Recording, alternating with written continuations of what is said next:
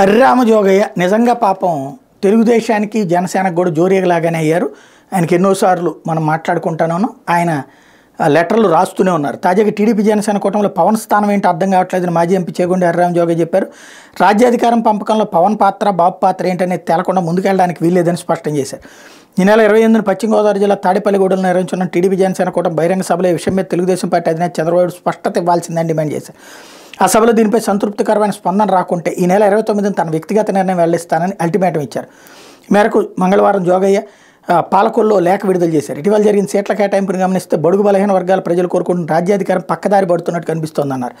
కాపులు భాగస్వాములుగా ఉన్న బడుగు బలహీన వర్గాలు యాచించే స్థితి నుంచి శాసించే స్థాయికి చేరితేనే భవిష్యత్తుకు ఒక దారి ఏర్పడుతుందన్నారు.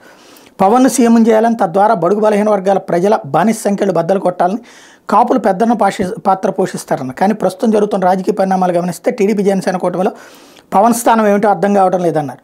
అధికారంలో సగభాగం జనసేనకు దక్కాల్సిందని హరిరామ జోగయ్య తేల్చి చెప్పారు.